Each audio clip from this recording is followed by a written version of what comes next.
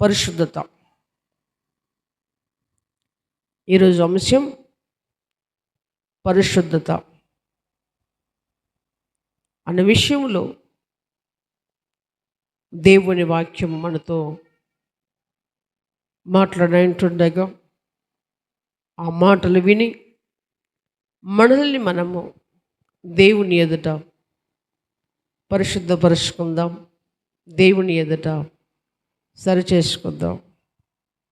మొదటి పేతురు పత్రికలో 1వ అధ్యాయము 14-15 వచనము చూసినట్లయితే దేవుని వాక్యం మీరుగా సెలవిస్తుంది.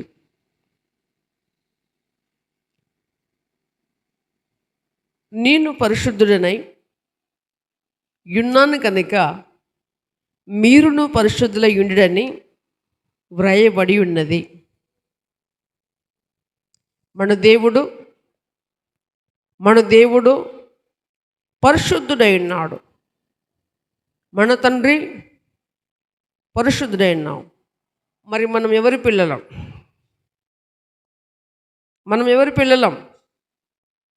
చెప్పండి, మనం ఎవరి పిల్లలం? దేవుని పిల్లలం. దేవుని పిల్లలమైతే మనందరికీ లోకపరమైనటువంటి తండ్రి ఉన్నాడు. ఈ లోకపరమైన తండ్రి మనకు ఉన్నాడు. వారింటి పేరు మనం పురుషులకైతే స్వాస్థ్యంగా ఉంటుంది, స్త్రీలకైతే మారిపోతుంది. అలాగనే క్రీస్తునందు ప్రియమైన వాళ్ళరా, మరి మన తండ్రి అయిన దేవుడు పరిశుద్ధుడంటే మనము కూడా ఏమై ఉండాలి?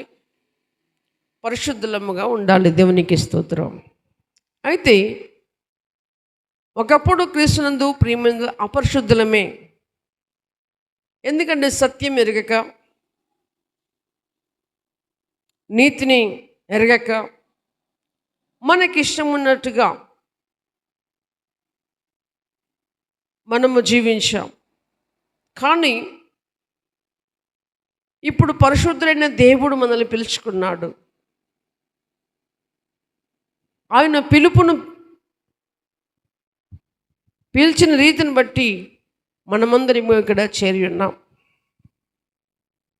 క్రీస్తునందు ప్రియమైన వాళ్ళరా, ఒక కంపెనీకి ఒక బాస్ ఉంటాడు. ఆ కంపెనీలో ఎన్ని వేల మంది పనిచేయని అని ఎవరిష్టం నెరవేర్చాలి? చెప్పాలి, ఎవరిష్టం నెరవేర్చాలి? ఆ బాస్ ఎలా చెప్తే అలానే చేయాలి. పని వాళ్ళు ఎంత పెద్ద ఉన్నత స్థితిలో ఉన్నా, గొప్ప చదువులతో ఉన్నా, ఈ బాసుకు చదువు రాకపోయినా ఆ కంపెనీకి బాస్ కనుక ఉన్నత చదువులు చదివిన వాళ్ళు కూడా ఏం చేయాలి? ఆ బాస్ ఎట్లా చెప్తే అట్లా చేయాలి. దేవునికి స్తోత్రం. మరి క్రీస్తునందు ప్రియమైన వాళ్ళరా, మనకు తండ్రి అయిన దేవుడు మనల్ని పిలుచుకున్నాడు. మరి మన తండ్రి చెప్పుతున్న ప్రకారము ఈ లోకములో మనము జీవించాలని ప్రభువు మరి ఒక తరుణం మన జ్ఞాపకం చేసుకుంటున్నాడు. నేను పరిశుద్ధుడైనాను కనుక మీరు పరిశుద్ధులు. దేవుడు సవాల్ చేశాడు, నాలో పాపం ఉండదని మీలో ఎవరైనా నిరూపించగలరా అని సవాల్ చేశాడు దేవుడు. న్యాయాధిపతి ఎదురు నిలబడ్డాడు, జడ్జి ముందు నిలబడ్డాడు. పిలాతు అన్నాడు, ఇతనిలో ఏ నేరం లేదని పిలాతు రిపోర్ట్ ఇచ్చాడు. క్రీస్తునందు ప్రియమైన వాళ్ళరా, ఈరోజు మరి ప్రియదేవుని బిడ్డ, ప్రభువుని కలిగిన నీవు, ప్రభువు రక్తంలో కడగబడ్డ నీవు, ప్రభువుని సొంత రక్షకుడు అంగీకరించినటువంటి నీవు, మనము పరిశుద్ధత కలిగి జీవిస్తున్నామా? దేవుడు చెప్తున్నాడు మనతో, నేను పరిశుద్ధుడైనాను కనుక మీరును పరిశుద్ధులై ఉండి. ఒకవేళ మనం మానవులమైన దేవుడు అయించున్నాడు, కానీ మానవుడు దేవుణ్ణి వెంబడించగలిగితే పరిశుద్ధత ఆటోమేటిక్గా వస్తుంది. క్రీస్తునందు ప్రేమ వలన ఇద్దరు యవ్వన బిడ్డలకు పెళ్ళి అయినప్పుడు భార్య ఆటోమేటిక్ ఎవరిని ఫాలో కావాలి? భర్తను ఫాలో కావాలి. భర్తను ఫాలో అయితే వారి జీవితము చక్కగా ఉంటుంది, వారి కుటుంబము చక్కగా ఉంటుంది, వారు అందరికీ కూడా ఒక మాదిరికరమైన కుటుంబముగా ఉంటారు. క్రీస్తునందు ప్రియమైన వాళ్ళరా, ఎప్పుడంటే భార్య భర్త మాటను విన్నప్పుడు, గౌరవించినప్పుడు, భర్తకు లోబడినప్పుడు, భర్త చెప్పిన దానికి అంగీకరించినప్పుడు, క్రీస్తునందు ప్రియ దేవుని బిడ్డ ఎలాగైతే సమాజంలో మనం చూస్తున్నామో, నడుచుకుంటున్నామో, అలాగనే దేవుడు దగ్గరికి వచ్చినటువంటి మనము, సర్వశక్తిని కలిగినటువంటి మనము దేవుణ్ణి మనం వెంబడించే వారముగా ఉండాలి. దేవునికి స్తోత్రం. నేను పరిశుద్ధులనైనాను గనుక మీరు పరిశుద్ధులయుడని దేవుడు చెప్తున్న మాట. పరిశుద్ధులయుడని వ్రాయబడినది కాగా మీరు విధేయులకు పిల్లలై మీ పూర్వ అజ్ఞాన దిశలో మీకున్న ఆశలను అనుసరించి ప్రవర్తింపక. మనం ఏమై ఉండాలట? విధేయులమై ఉండాలి. దేవునికి స్తోత్రం. ఎందుకట? పూర్వము అనుసరించినటువంటి అజ్ఞాన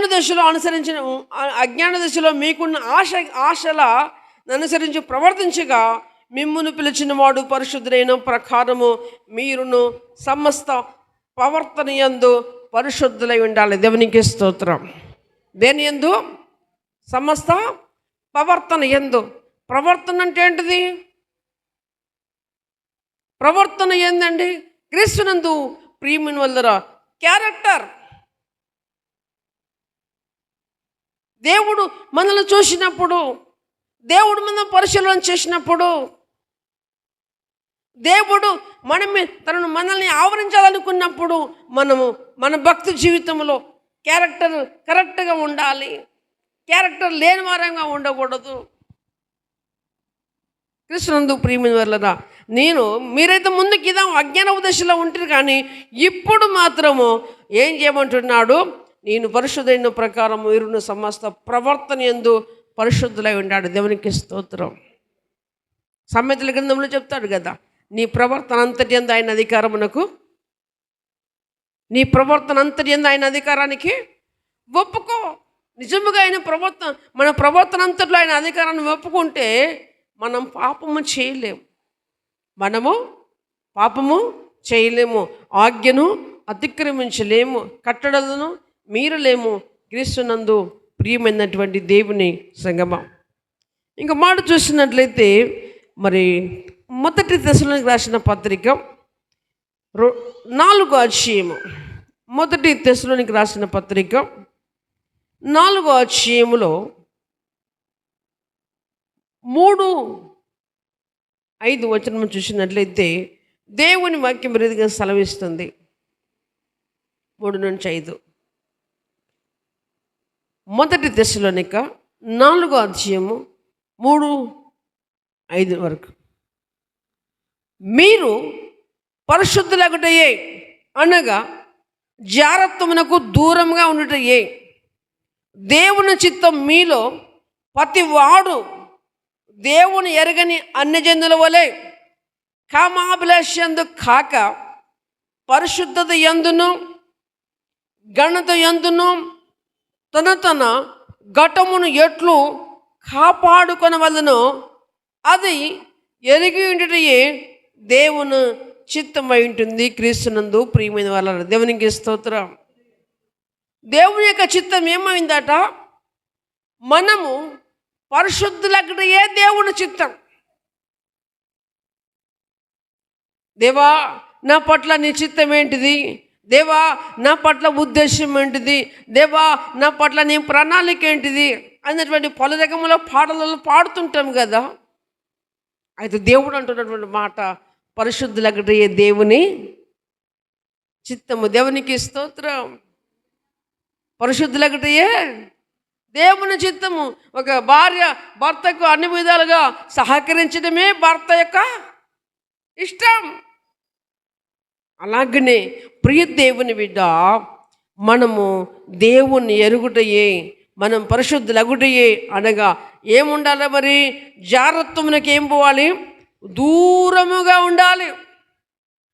జారత్వానికి దూరముగా ఉండాలి. ఇంకేం చేయాలట? ప్రతి వాడును అదేనా, జాగ్రత్తను దూరంగా ఉండుట దేవుని చిత్తము.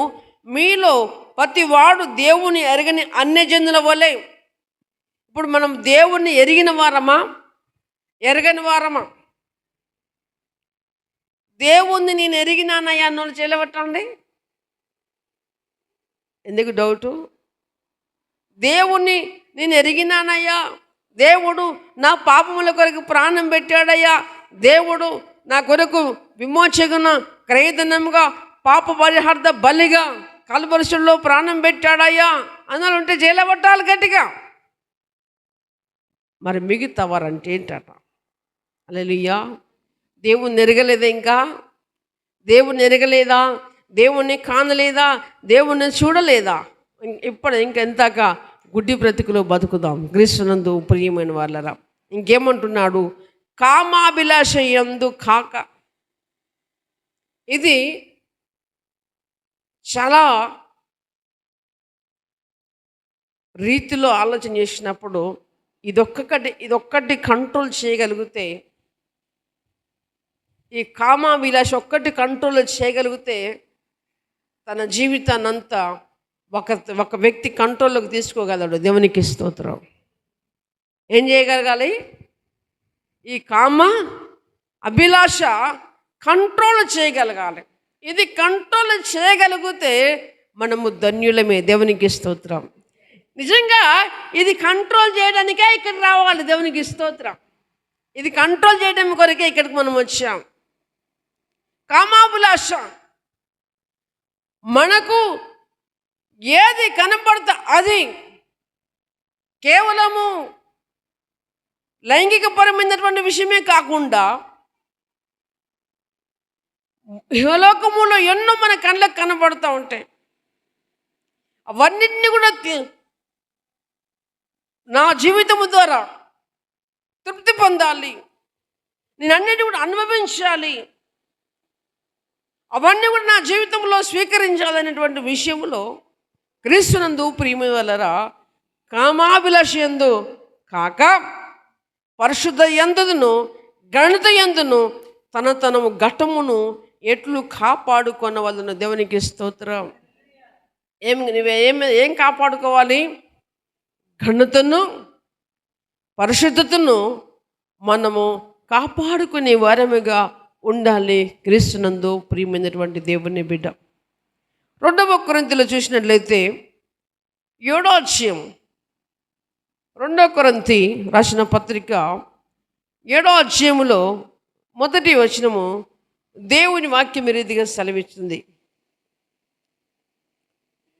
ప్రియులారా, మనకు ఈ వాగ్దానములు ఉన్నవి కనుక దేవుని భయముతో పరిశుద్ధతను సంపూర్తి చేసి కొనుచు శరీరమునకు ఆత్మనకు కలిగిన సమస్త కల్మషము నుండి మనలను పవిత్రులుగా చేసుకుందాము. దేవునికి స్తోత్రం. 2 కొరింథీ 7వ అధ్యాయము 1వ వచనములో దేవుని వాక్యం రీతిగా మాట్లాడుతుంది. క్రీస్తునందు ప్రియమైనటువంటి వాళ్ళ ప్రియులారా, మనకు ఈ వాగ్దానములు ఉన్నవి కనుక దేవుడు పరిశుద్ధ గ్రంథము ద్వారా దేవుడు మనకు ఎన్నో వాగ్దానములు చేసి ఉన్నాడు. ఆ వాగ్దానములన్నీ మన కొరకే దేవుడు పరిశుద్ధ గ్రంథములో లిఖితం చేశాడు. దేవునికి స్తోత్రం. ఈ వాగ్దానం నీకమ్మా, ఈ వాగ్దానం నీకు, ఈ వాగ్దానం నీకు అని ఎవరికి ఒక్కొక్కరికి ఏం పెట్టలేదు. ఈ వాగ్దానములో ఉన్నటువంటి అన్ని కూడా కృష్ణందు ప్రియులరా మన కొరకే దేవుడు సిద్ధపరుచున్నాడు. దేవునికి స్తోత్రం. వాగ్దాన ఫలమును మనము అనుభవించాలి. వాగ్దాన ఫలమును మనము అనుభవించే వారముగా ఉండాలి. ఎందుకంటే వాగ్దాన ఫలములు ఉన్నవి కనుక దేవుని భయముతో. ఏ భయం ఉండాలి? దేవుని భయం ఉండాలి. దేవునికి స్తోత్రం. ఇప్పుడు స్త్రీలకైతే భర్తకి వెళ్ళిన వారికి ఎవరు భయం ఉంటుంది? భర్త భయం ఉంటుంది. సమయానికి వండకపోతే ఆయన వచ్చి ఏమంటాడో, సమయానికి కూర ఉండకపోతే ఏమంటాడు, ఆ యజమానుడు చెప్పింది చేయకపోతే ఏమంటాడో అన్నటువంటి ఒక భయం ఉంటుంది. ఇంత కొట్టిన కూర వండుతున్నప్పుడు కూడా ఒక రకమైన భయం. ఏంటండి, కూర వండుతప్పుడు కూడా ఒక భయం.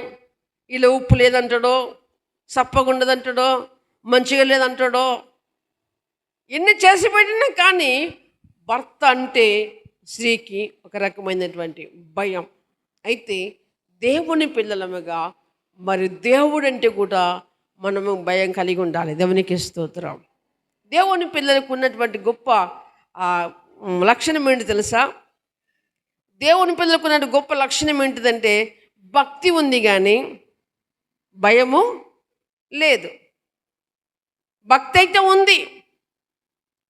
వారానికో, 2 వారాలకో, 3 వారాలకో, 4 వారాలకో, 6 నెలలకో, 3 నెలలకో, ఏడాదికో ఏదో ఒక్కరోజు వచ్చి మందిరంలో కూర్చునేటువంటి భక్తి మాత్రం ఉంది. లేకపోతే పండుగలకో పబ్బాలకో వచ్చి మందిరంలో కూర్చునేటువంటి భక్తి మాత్రం ఉంది. ఇది కేవలం భక్తి మాత్రమే. ఇంకా ఉండదంటే వాళ్ళకు అప్పటికి, ఓ నేను యేసు ప్రభు బిడ్డను, యేసయ్యని నమ్ముకొని అలా కాదు 70 సంవత్సరాల కింద నమ్ముకున్నా నేను అని చెప్తా ఉంటారు. కానీ వారిలో ఏముండదయ్యా, భయము లేనటువంటి భక్తి ఉంది. భక్తి ఉంది కానీ కేవలము క్రీస్తులో ఒక భక్తి ఉంటే సరిపోదు. ప్రియ దేవుని బిడ్డ, భయం ఉండాలి. దేవునికి స్తోత్రం.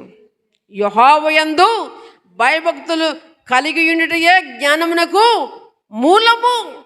యెహోవా యందు భయభక్తులు గల వారికి, వారి మీదకి ఈ దీవెనలన్నీ వచ్చును అన్నది దేవుని వాక్యం చెప్తుంది. కీర్తన 120 మొత్తము యెహోవా యందు భయభక్తులు గల వారికి దీవెనలు వస్తాయన్నాయి.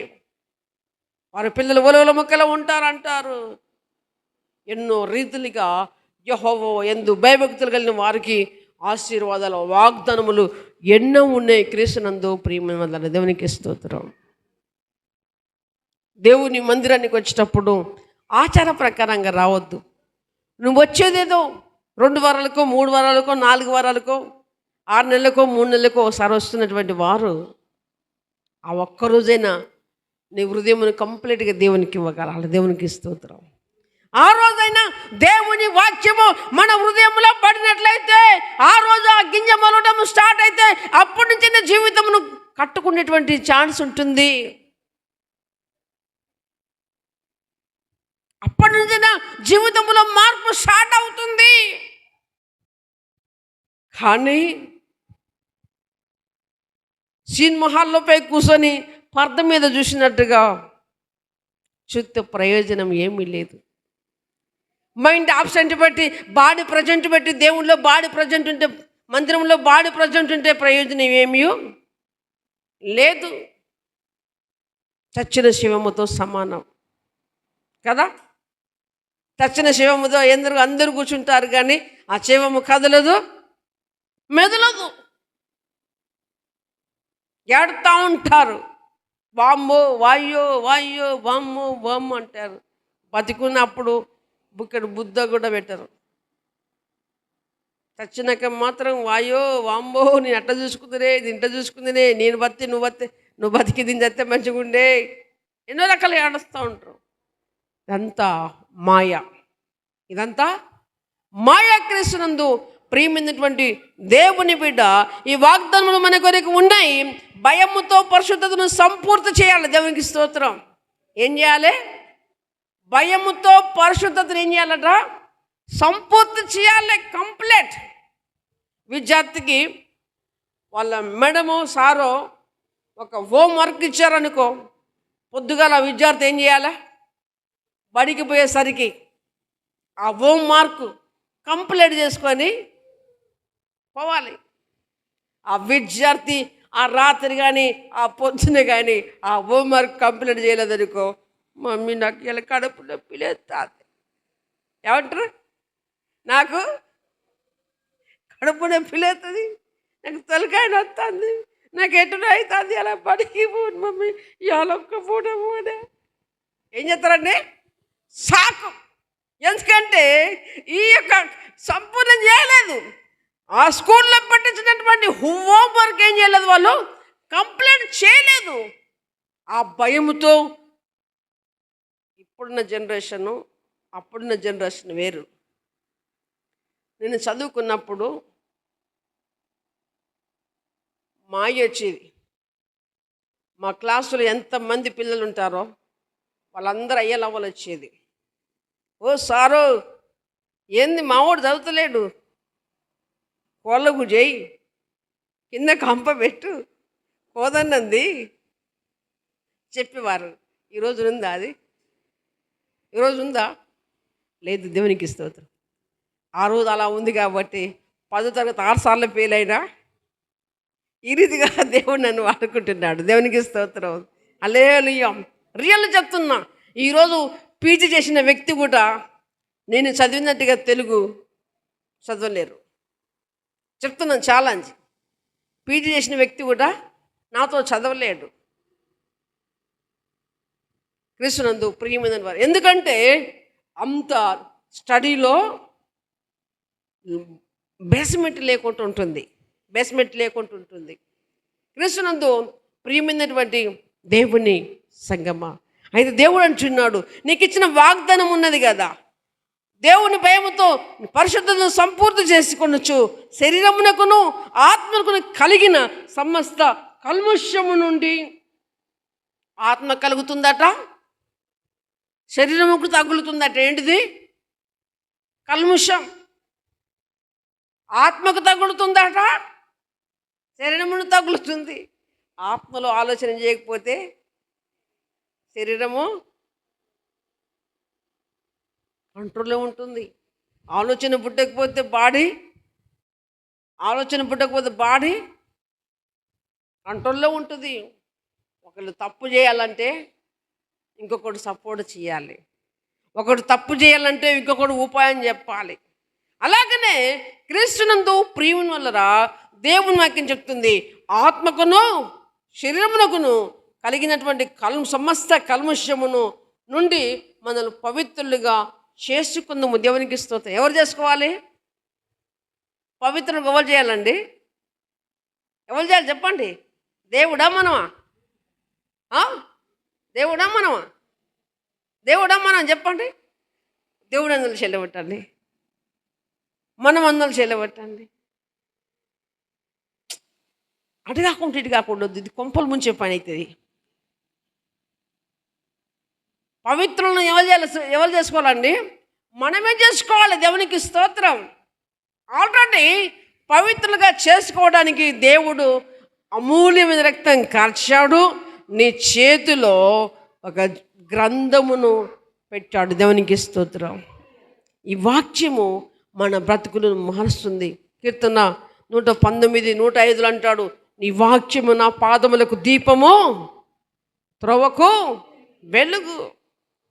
ఆ వెలుగుని కలిగిన మనము మనలో ఉన్నటువంటి ప్రతి విధమైన మాలిన్యమును సరిచేసుకునే వారముగా ఉండాలి. దేవుని వాక్యం సెలవిస్తుంది. రోమీయులకు రాసిన పత్రిక 4వ అధ్యాయము, రోమీయులకు రాసిన పత్రిక 6వ అధ్యాయము 19వ వచనంలో చూస్తే దేవుని వాక్యం రీతిగా సెలవిస్తుంది. రోమీయులకు రాసిన పత్రిక 6వ అధ్యాయము 19వ వచనంలో చూస్తే దేవుని వాక్యము ఈ రీతిగా సెలవిస్తుంది. రోమా 6:19.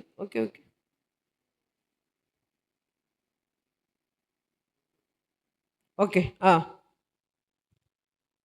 మీ శరీర బలహీనతను బట్టి మనుష్య రీతిగా మాట్లాడుచున్నాను. ఏమనగా అక్రమము చేయుటకై అపవిత్రతకును అక్రమమునకును మీ అవయములను దాసులుగా ఎలాగ అప్పగించుతారో అలాగే పరిశుద్ధత కలుగుటకై ఇప్పుడు మీ అవయములను నీతికి దాసులుగా అప్పగించండి. దేవునికి స్తోత్రం.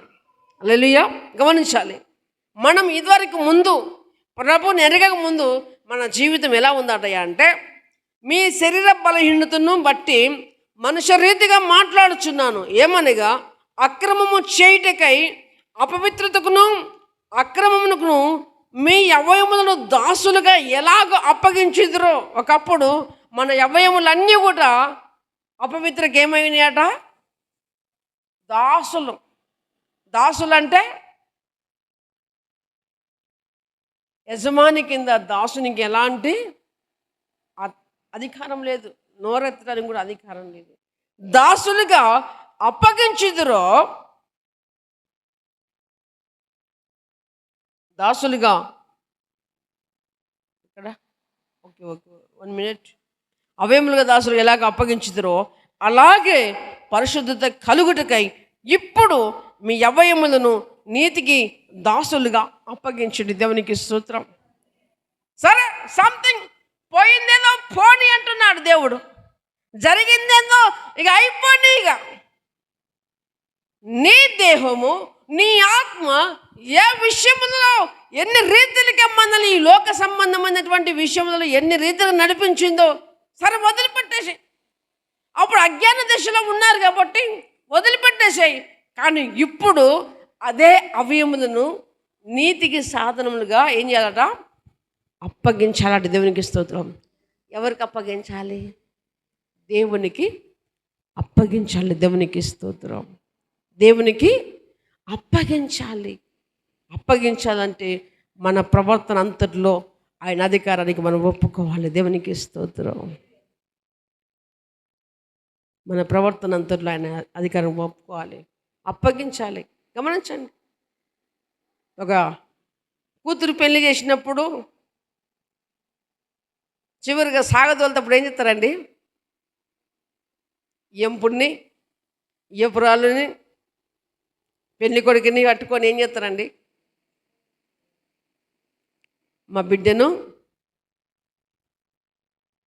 మీ చేతుల్లో పెడుతున్నాను, జరా తెలిసి తెలియక ఏమన్నా చేస్తే మాట్లాడితే దయచేసి మన్నించి మంచిగా సరి చేసుకోమని చెప్తారు.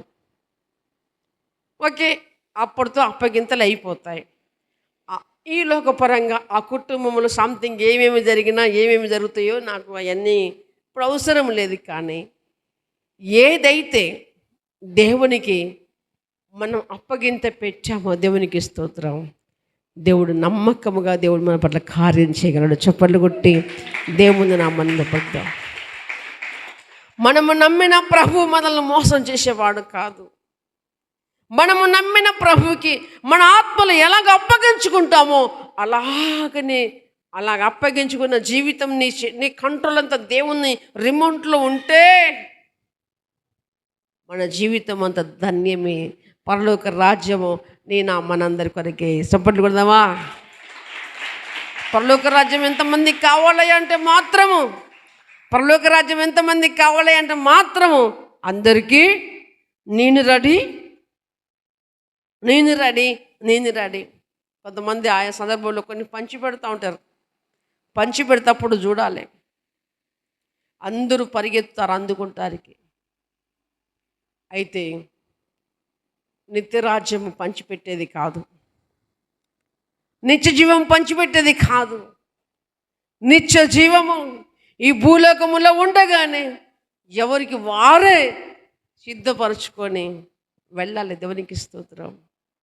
గమనించాలి. ఇప్పుడు చంద్రమండలి మీదకి చాలామంది వెళుతున్నట్టుగా చూస్తున్నాం. ఇప్పుడు చంద్రమండలి మీద పోయినాక ఏమేమి కావాలో అది చంద్రమండలం పోయినాక సిద్ధపరచుకుంటున్నాడా? భూమి మీద ఉన్నప్పుడే సిద్ధపరచుకొని పోతాడా? చెప్పాలా? భూమి మీద ఉన్నప్పుడు సిద్ధపరచుకొని పోతాడా? అక్కడికి పోయినాక సిద్ధపరచుకుంటాడా? అక్కడికి పోయినాక సిద్ధపరచుకోవడానికి ఎలాంటి అవకాశాలు ఉండవు. మనకు అనుకున్నట్టుగా అక్కడ ఏమీ దొరకవు. అలాగనే క్రీస్తునందు ప్రియ దేవుని సంగమా, దండం పెట్టి చెప్తున్నాను, అందరూ ఆలోచన చేయండి. ఇక్కడ మాత్రమే సంపాదించుకొని పోవాలి. ఇక్కడ ఉన్నప్పుడే నిత్య రాజ్యంలో చోటు సంపాదించుకోవాలి. అక్కడికి పోయిన తర్వాతకి ఒక్క ఛాన్స్ ఇవ్వు ప్రభా, ఒక్కసారి సార్ అంటే నెవర్. భూమి మీద ఉన్నటువంటి మోషకే ఇవ్వలేదు క్రీస్తునితో. ప్రియమైన వాళ్ళరా, ఒకసారి ఆలోచన చేద్దాం. మన భక్తి కొంచెము నీతి సాధికములుగా ముందుకు సాగించుకుందాం. క్రీస్తునందు ప్రియమైనటువంటి వాళ్ళరా, రోమీయులకు రాసిన పత్రిక 5వ అధ్యాయము 22వ వచనంలో చూసినట్లయితే దేవుని వాక్యం విరిదిగా సెలవిస్తుంది. 22వ వచనం ఉందా? రోమీయులకు రాసిన పత్రిక 6:22 అయిపోయిందా? 6:22 సారీ, రోమీయులకు రాసిన పత్రిక 6:22 వచనం అక్కడే. అయినను ఇప్పుడు పాపము నుండి విమోచింపబడి దేవునికి దాసులైనందున పరిశుద్ధత కలుగుటయే మీకు ఫలము, దాని అంతము నిత్య జీవము. చప్పట్లు కొట్టి దేవుని నామాన్ని మెప్పుదాం. అయినను ఇప్పుడు పాపము నుండి విమోచింపబడి, అయినను ఇప్పుడు పాపము నుండి విమోచింపబడి, పాపము పాపము పాపము పాపము అని చెప్తాను. ఏందయ్యా పాపము? మేము చేసే పాపం ఏంది పెద్దగా అంతగా చెప్తున్నావు పాస్టర్ గారు? ఒకవేళ మీరు అంటే ఆజ్ఞ అతిక్రమించడమే పాపము. దేవుడు చేయవద్దు అన్నది ఏది చేసినా పాపమే. దేవునికి ప్రీతికరమైనది ఏదో, దేవునికి ఇష్టమైనది ఏదో, దేవుణ్ణి సంతోషపెట్టగలిగేది ఏదో అది నువ్వు చేస్తే అది మేలుకరమే తప్ప ఇష్టము కానిది అది ఏది చేసినా నీ దేహముతో అది పాపము కిందికి పరిగణములకు వస్తుంది. ఆ పాపమునకున్నటువంటి జీతము మరణము, నిత్య నరకాలకి తీసుకపోతుంది. ప్రియ దేవుని బిడ్డ, నేను మనమందరము కూడా నిత్య నరకం వెళ్ళొద్దనే దేవుడు ముందుగానే నేను పిలుచుకొని, నా బిడ్డ నీ కొరకు నా ప్రాణం పెట్టాను, నా రక్తంలో నువ్వు కడుక్కొని నా వాక్యము ద్వారా నువ్వు పరిశుద్ధపరచుకోమని చెప్తున్నాడు. దేవునికి స్తోత్రం. నీవు పరిశుద్ధపరచుకోమని దేవుడు సెలవిస్తున్నాడు. అయినను ఇప్పుడు మీరు పాపము నుండి విమోచింపబడి దేవునికి దాసులైనందున పరిశుద్ధత కలుగుటయే మీకు ఫలము, దాని అంతము నిత్య జీవము. నిత్య జీవములు అడుగు పెట్టాలంటే భూలోకములో పరిశుద్ధత కలిగి మనము జీవించిన వారమై ఉంటున్నాం. క్రీస్తునందు ప్రియమైన వాళ్ళరా, చివరిగా హెబ్రీయులకు రాసిన పత్రిక 12వ అధ్యాయము, హెబ్రీయులకు రాసిన పత్రిక 12వ అధ్యాయము 14వ వచనములో దేవుని వాక్యము ఈ రీతిగా సెలవిస్తుంది. అందరితో సమాధానమును పరిశుద్ధతను కలిగి ఉండడానికి ప్రయత్నించుడి. గమనించాలి, అందరితో ఏముండాలి? సమాధానం కలిగి ఉండాలి. ఈరోజు సంఘముల బిడ్డలే కుసుకు కాసుకు, ఈరోజు సంఘముల బిడ్డలే ప్రైజులు చెప్పుకోవడానికి నామోషపడతారు. ఒక్కొక్కరికి కొమ్ములు ఉంటాయి, ఒక్కొక్కరికి రింగులు తిరిగిన కొమ్ములు ఉంటాయి. దేవుడి వాక్యం చెప్తుంది, ఏమంటున్నాడు? అందరితో ఏమంటున్నాడు దేవుడు? అందరితో సమాధానమును పరిశుద్ధతయు కలిగి ఉండుటకు ప్రయత్నించుడి. చేయాల, ప్రయత్నం చేయాలి. నేనేం మాట్లాడాలను, నా కండిషన్ అదే కాదు, ఆమె మాట్లాడితే నేను మాట్లాడతా. తగ్గినోడు ఓడిపోయినట్టు కాదు. హల్లెలూయా. తగ్గినోడు బైబిల్ ప్రకారము, పరిశుద్ధ గ్రంథం ప్రకారము తగ్గినోడు ఓడిపోయినట్టు కాదు. నా దేవుని దృష్టిలో గెలిచిన వాడు. దేవునికి స్తోత్రం. ఏం చెప్పాడు? తన్ను తాను తగ్గించుకున్నవాడు హెచ్చింపబడతాడు. నేనెందుకంటే తగ్గించబడతాడు. దేవునికి స్తోత్రం. అందరితో ఏముండాలి? సమాధానం కలిగి ఉండాలి. పరిశుద్ధత కలిగి ఉండకు ప్రయత్నించండి. పరిశుద్ధత లేకుండా ప్రభువును చూడడు. మన భక్తి వ్యర్థమే, మన విశ్వాసం వ్యర్థమే. ఇన్ని సంవత్సరాలు ప్రభువుని వెంబడించినటువంటి జీవితము వ్యర్థమే. వ్యర్థము కాకూడదంటే ఈ లోకపరమైన వ్యర్థాలన్నీ కూడా వదిలిపెట్టాలి. ఈ లోకములో ఉన్నటువంటి వ్యర్థమైనవి నీ జీవితంలో ఏవైతే ఉంటున్నావో అవన్నీ వదిలిపెట్టాలి. అవన్నీ వదిలిపెట్టదు. ప్రభువా, ఈ లోకంలో నేను గట్టిగా అవే పట్టుకుంటాను అంటే అక్కడ నీకు ఏం జరుగుతుంది? వ్యర్థం జరుగుతుంది. నీ భక్తి నీకు వ్యర్థం చేస్తుంది. క్రీస్తునందు ప్రియమైనటువంటి దేవుని బిడ్డ, అందరితో సమాధానంగా ఉండాలి. పరిశుద్ధత కలిగి ఉండాలి. ఉండకు ప్రయత్నం చేయాలి. పరిశుద్ధత లేకుండా ఎవడును ప్రభును చూడడు. ఇంకెందుకండి ఇంత భక్తి చేసి ఇప్పుడైతే ప్రభుని మనం కందదారో చూడలేదు. చూసారా? చూసే రోజు మాత్రం దేవుడు ప్రతి ఒక్కరికి ఒక రోజు సిద్ధపరుచున్నాడు. ఆ రోజున ఇంత భక్తి చేసి ప్రభువును చూసేటువంటి